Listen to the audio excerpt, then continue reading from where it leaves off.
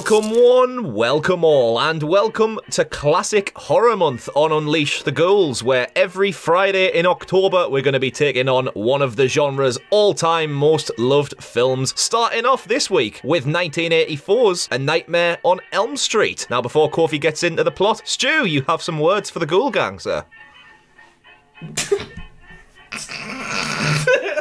Thank you, Stu. Kofi with the...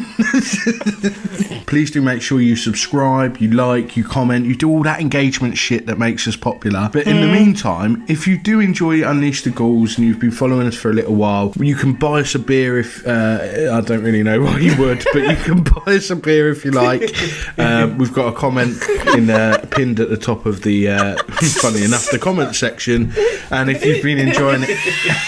If you've been enjoying this awkward ask, then perhaps you might want to buy us a beer. Kofi, over to you. What happened in this film? What happened in this film? This is the first appearance of Freddy Krueger, right? A film about four friends who live on the same road called Elm Street, obviously, who get hunted during their dreams. As soon as the film started, there's someone having a dream, running through a boiler room, getting chased by this weird burnt guy with claws. The first thing we see him do is rip a curtain with his claws.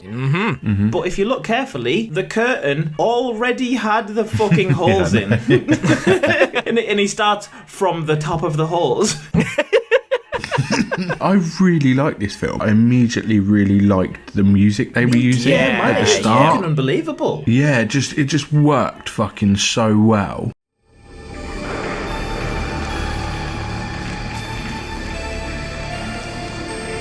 I was just really drawn into this, and I really enjoyed the film as, a whole, and it was also paced very well for me. What I quite liked about the characters in it is they didn't overdo the numbers, because, like, Friday the 13th, it's like there's about 20 teenagers in, but in this there's only 4 main ones, and one of them dies like quarter of an hour in, so it keeps it a bit more focused. The majority of the film is Johnny Depp's character Glenn and Nancy, which again, it's quite cool because it makes you think that Tina, the girl from the beginning, she's going to be the main girl because she's the first girl we see. She has the first nightmare. But yeah, she's fucking decimated quarter of an hour in. I actually really liked the way that was done. It because you knew straight away, like, they're going to think it's him, and then it's going to, have the plot twist around that. And, like, when she hit the bed, it, like, splattered blood all over him, and then they managed to come in and see him like that. And he had, I didn't really like the fact that he'd, like, escaped through a window rather than just was there. But, yeah. Because who's he chasing? Like, if you think that a person was in the room and they've done it, then you would look out the window and go, oh, there's no one there. Or you would stay in the room and go,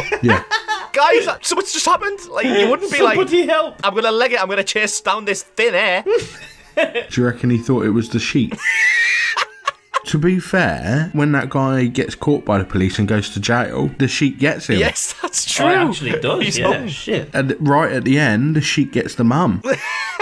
Yes. That we see Tina again, actually, because, like, Nancy starts having, not hallucinations, she's, like, asleep in class. What? Dreams. Yeah, she starts having a dream. That's the word. Yes, thanks, Corp. And she has, like, a daydream, and she sees Tina, but she's, like, in a bloody see-through body bag, and I thought, oh, that looks fucking pretty creepy, to be fair. She, like, gets dragged around the school corridors, and she's, like, just following the trail of blood, and runs into Freddy, but she shocks herself awake by, like, burning her arm in the boiler room, and this is kind of where she starts to realize that anything that happens in the dream will happen to your real body, so she starts making the strategy over the course of the film. If she can bring things back from the dream world, maybe she'd be able to bring Freddy back into the real world and then do some damage to him. Bit mad that, like, innit? You just think, someone's out to kill me, so to save myself, I'm gonna hug them. Yeah.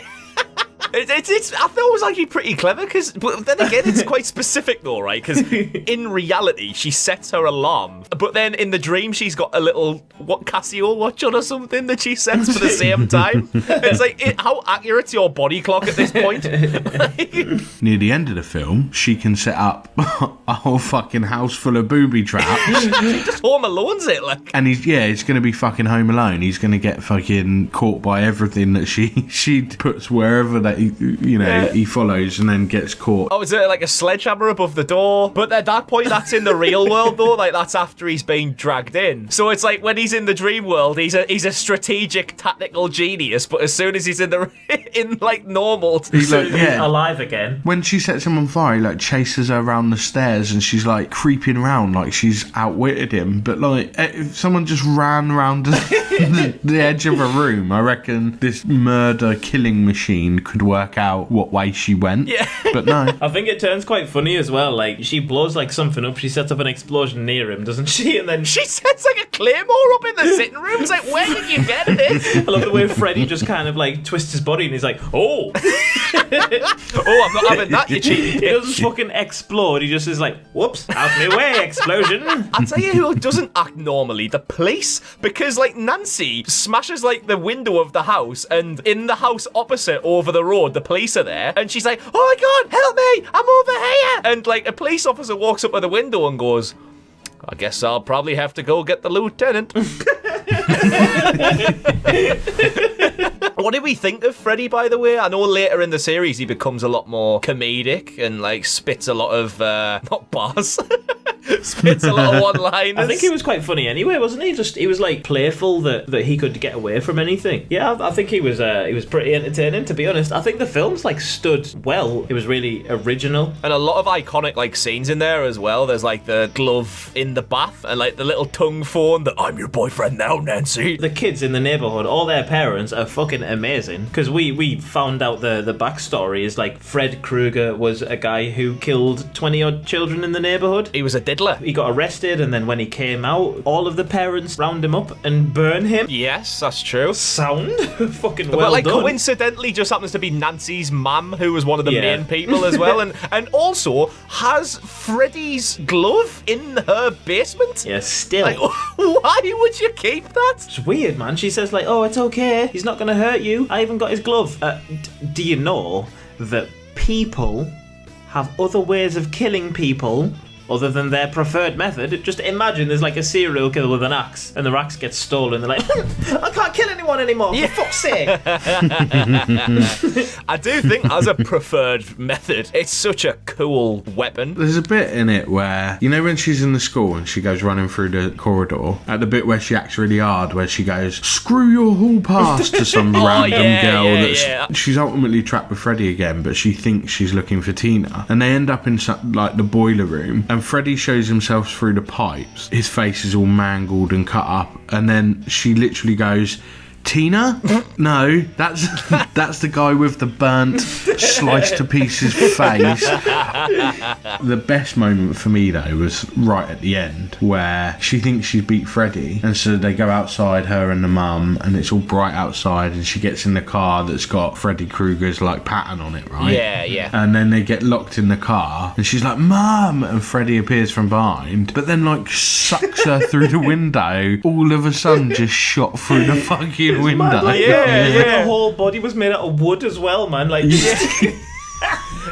You know, as a kid, when I first saw this, that frightened the fuck out of me, you know? Because it's the way that, it's the same thing that freaks me out about Angela in Sleepaway Camp when you finally see it. Doesn't look real. I get that. So in that, when the mum gets sucked through in Nightmare on Elm Street, you can see for like a split second it's just like clearly a model of a mannequin or something, and it just makes it look like otherworldly and strange. Fucking horrible, but a fucking incredible film. And it must have been a popular film because it had a $1.1 million budget and $57 million box office. Not bad. Overall thoughts of Nightmare on Elm Street? We've told you we liked it. Yeah, I also liked it. Out of 10, I'm going to go for an 8. An 8? Yeah, I would probably do similarly. Probably an 8.1. Nice. Not one to be trumped. I'm going for an 8.2. Oh, shit. Yes, a really good concept, really good cast, good solid story, nothing overly complicated complicated, but just nice, cool idea there with the dream world, and the killer is in the dream world. And yeah, really great basis to start a franchise off. And don't know when we're coming back to it, but I'm looking forward to exploring more of Elm Street. If you'd like to buy me a holiday pina colada, check out the comments below.